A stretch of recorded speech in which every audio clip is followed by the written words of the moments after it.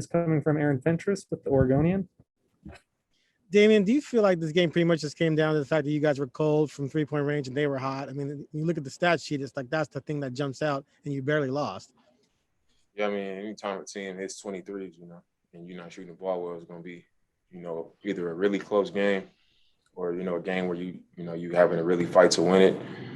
But we tied the game up, 91-91, and I just felt like other than Austin Rivers hitting a few threes, they had some big shots. It just seemed like everything we did was a foul. I mean, I just felt like, maybe some of them were fouls, but every damn thing we did down the stretch of a playoff game, the whistle was getting blown. So, I mean, we playing aggressive and physical just like they are, and everything we do is a foul. So, anytime that's the case, you're getting whistled for a foul pretty much every time down the stretch of the game when the game is on the line and you give up a few threes and they shooting the ball that well from three, it's going to be hard to win the game. So do you feel like out of everything else that was a big difference tonight? You guys got the short end of the stick? No, I mean, there was a lot of things we could have did better. We can't make no excuses and blame it on that. But I'm saying, despite how well they shot the three, we still gave ourselves a chance down the stretch. We tied the game up 91-91. And I'm saying from there, even in the third quarter, we in a playoff game, we fouled 10 times in one quarter and they fouled one time. And then we get to the fourth quarter when it's time to win or lose the game and the game is being decided at the free throw line because every time we touch them, everything we do is a foul. Okay, thanks. So, I mean, I'm not saying that's the reason we lost, but I'm saying it's going to be tough when they shoot the ball that well from three and we fight and scratch and claw back into the game and then everything we do is a foul. Thanks. Christo Salta, Sport DNA.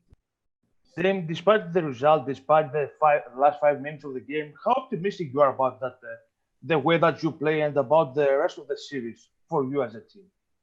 I mean, I was proud of how we competed. When things didn't go well, we kept fighting. We stayed together. We gave ourselves a chance to win a game. It's the playoffs. It's going to be a grinded out type of process, and it's going to be a long series. We got one on their floor, and they came back and got it back. Now we got to make sure that we get the next one. The next one is going to be a big one. So we got to make sure we handle business. But I feel good about the way we playing. We limit a few 3-pointers and, come up with a few more makes. We had some clean looks that we didn't make, and maybe it's a different story. AJ McCord, Coin. Dame, Terry talked about coming into this game, limiting their points in the paint was a really big emphasis because of how games 1 and 2 went. You did that tonight, but then when you see these threes start to go in, just one after the other for them, is there an in-game adjustment you can make to try and run them off the 3-point line, or do you recognize that in the moment, or just sort of stick to the game plan of keep them out of the paint? You got to be able to do both. I think we did a better job keeping them out of the paint. But, when guys are taking those 3-pointers, I think we got to contest them a little bit better, be a little bit closer to guys, especially early in the game before guys can see the ball go in and start to get confidence. You got to make them miss a few times and make them take uncomfortable, tougher, contested ones earlier in the game. And then, maybe they don't start off believing as much. So I think that's what it comes down to. When guys come out believing, over the course of the game, they're usually going to feel better about, taking those shots than if they started off missing it, the contest and, that presence was there from the jump. Jason Quick, The Athletic. Hey, Dame, you're always so good at reading your teammates and where they're at mentally. And I'm wondering what you're seeing right now with Nerk in regards to his mentality with the refs and staying on the court. I mean, it's tough. I think the history of, big guys, sometimes they don't get the benefit of the doubt. It almost seems like, they're getting picked on. And I know he might feel like he's getting picked on sometimes because he gets hit a lot. And sometimes he's selling the contact, but, he gets hit a lot and he gets pushed a lot. And then it seems like he's just getting whistled for everything, especially in a game like tonight. I looked up one time and I was like, okay, that's his first foul. And then it was just like bang, bang, bang, bang, bang. And it was, he's one foul away. So like, I looked at some of them and I was like, the last one that he fouled out on was absolutely a foul. But I can remember a couple where I'm like, man, like those are plays that happen all the time, and Yeah. This is one of our best players and we need him on the floor. And like the judgment, you expect the judgment to be like, all right, I'm not going to call that because it happens all the time. Mm-hmm.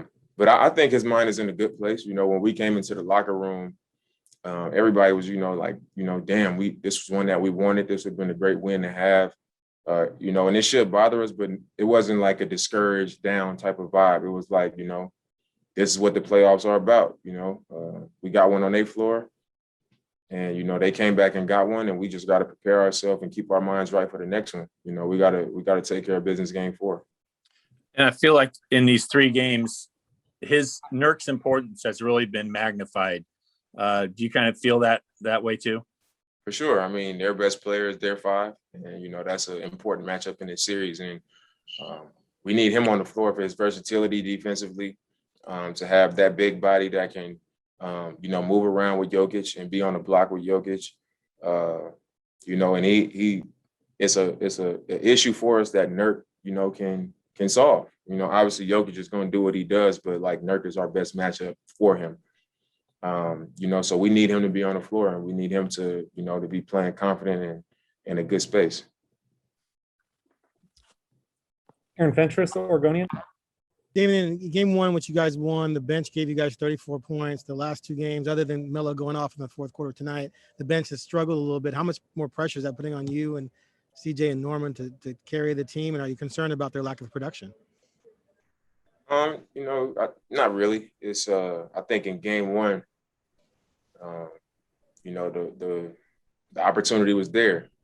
I think we got in the paint, we kicked it, we swung it, and I think it was just more opportunity out there, and guys just made shots. And it happens like that. We had a good game where everybody made shots, kind of like they had tonight. Guys made shots. They, they felt good about what they were doing. I think we had a game like this in game 1. And sometimes the minutes change. Some guys that were out there longer in the first game weren't out there as much in the second game, and some guys weren't out there as much in the third. So I mean, it's not the same amount of opportunity for that type of production. And we know that each game is going to be different. So I'm not looking at it like I'm concerned about production or this guy or that guy. Each game is going to be different.